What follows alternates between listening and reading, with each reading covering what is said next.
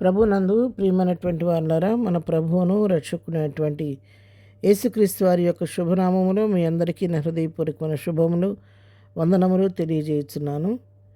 ఈ దినం పునరుద్ధానపు దినం. దేవుని దీవెనలు మీకు మీ కుటుంబాలకు మెండుగా ఉండాలని కోరుకుంటున్నాను.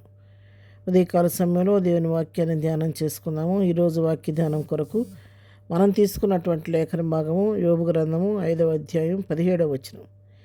దేవుడు గద్దించు మనుష్యుడు ధన్యుడు, కాబట్టి సర్వశక్తులకు దేవుని శిక్షను తృణీకరింపకము. యోబు భక్తుడు మాట్లాడుతున్న మాటలు యోబు జీవితాన్ని గురించి మనం పరిశీలిస్తే ఒకసారి భయంకరమైనటువంటి శోధన తన జీవితంలో యోబుకు వచ్చే కష్టాలు, శ్రమలు ఎవరికి ఈ లోకంలో రాలేదండి. భయంకరమైన శ్రమ అనుభవించాడు.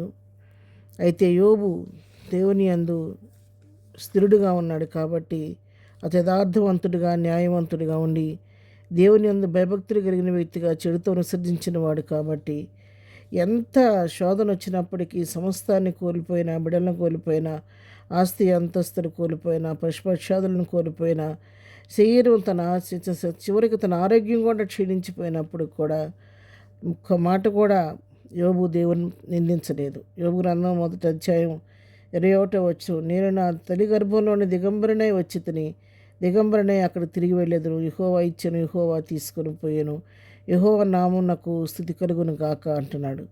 ఈ సంగతులలో ఏ విషయం అందునో యోబు ఏ పాపమును చేయలేదు, దేవుడు అన్యాయం చేసినని చెప్పలేదు. నోటి మాటతో కూడా యోబు పాపం చేయకుండా ప్రభు యొక్క శిక్షను సంపూర్ణంగా అంగీకరించిన వ్యక్తిగా మనం చూస్తున్నాం.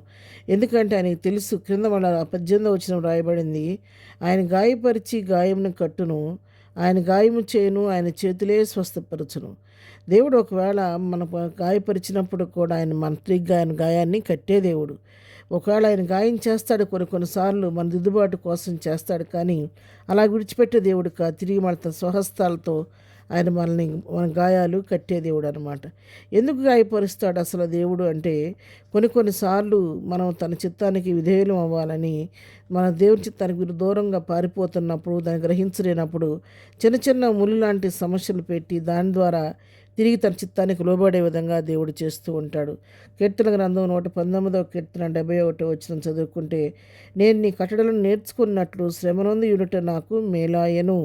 శ్రమనందుట వలన ఇప్పుడు నేను మార్గంలోకి వచ్చి నీ కట్టడలను నేను నేర్చుకుంటున్నానని చెప్పని ఇక్కడ కీర్తనకారుడు తెలియజేస్తున్నట్టుగా మనం చూడగలుగుతున్నాం. కాబట్టి మరి ప్రియమైనటువంటి వాళ్ళారా, ఉదయకాల సమయంలో దేవుని వాక్యం మనతో మాట్లాడుతుండగా ప్రభు చిన్నగా ఏదన్నా మనం గద్దించినప్పుడు ఆ గద్దింపు విసుగకూడదు. అందుకే జ్ఞాని అయిన సొలొమోను కూడా ఈ విషయాన్ని ప్రస్తావించి మాట్లాడుతున్నాడు. సామెతల గ్రంథం 3వ అధ్యాయం 11వ వచనం చదువుకుందాం.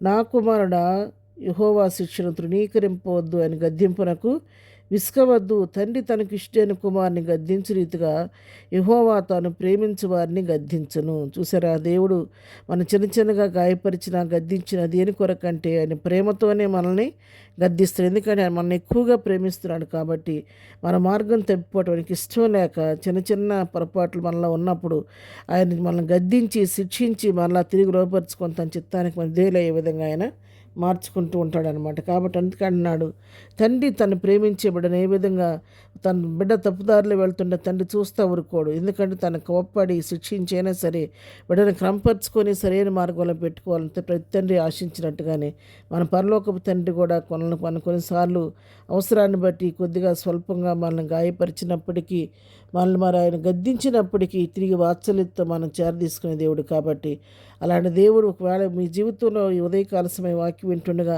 ఏదైనా చిన్న శోధనలో ఉండి విసుగు చెందిపోయారా, దేవుని మీద ఆయాసపడుతున్నారా, దేవుడు గద్దించని బాధపడుతున్నాడా? లేదు, బాధపడద్దు. దేవుడు మీ మీద కోపంతో కాదు, ప్రేమతోనే ఆయన నిన్ను గద్దిస్తున్నాడు. తిరిగి ఆయన చేతులే, ఆయన స్వహస్తాలతో నిన్ను బాగు చేస్తాడు. ఆయనే నీ గాయాన్ని కడతాడు. తిరిగి ఆయన వాత్సల్యతను చేరదీసుకుంటాడు ప్రియులారా. కాబట్టి అటు విశ్వాసంతో ప్రభువు గద్దింపును త్రోసివేయక, శిక్షను తృణీకరించక, గద్దింపుకు విసుగు చెందకుండా దేవునికి చిత్తానికి లోబడండి. ప్రభు యొక్క చిత్తమేంటి తెలుసుకొని దాని ప్రకారం సాగటానికి ప్రయత్నించండి. అటు కృప దేవుడు మనందరికీ దయచేయను గాక. ప్రార్థన చేసుకుందాం. ప్రేమగల తండ్రి, ఉదయకాల సమయంలో మాకు ఇచ్చినటువంటి శ్రేష్టమైన వాక్యాన్ని బట్టి నీకు వందనాలు. ఈ వాక్య ప్రకారం మా జీవితాలు మేము సరిచేసుకుని నాయన, చిన్న చిన్న అవిధేయతలు వచ్చినప్పుడు ఎందుకు ఈ అవిధేయత వచ్చింది తెలుసుకొని, నీ ఏ ఆత్మీయ పాఠం మాకు నేర్పడానికి శిక్షను అనుమతించావు గ్రహించుకొని, దాని ద్వారా మా జీవితాన్ని తిరిగి సరిచేసుకునే కృప దయచేయండి. ఈ పునరుద్ధాన దీవులతో నింపి నడిపించండి. ఈ దినమంతా నీ కృపాక్షేమాలను తోడుగుంచండి. ఈ దినం బర్త్డే, మ్యారేజ్ డే చేసుకున్న బిడ్డల జీవితాల్లో మేలు ఆశీర్వాదం దీవెన దయచేయండి. ప్రతి వారి అవసరక్కరు మీ నామను తీర్చమని, ప్రతి ఒక్క ఆరాధన ద్వారా మహిమ ఘనత ప్రభావాన్ని మీరే పొందుకోమని యేసు నామములో ప్రార్థించడి పొందుకొని ఉన్నాము తండ్రి. ఆమెన్. ప్రభు కృప సదాకాలము మనందరికీ తోడై ఉండి నడిపించును గాక. ఆమెన్.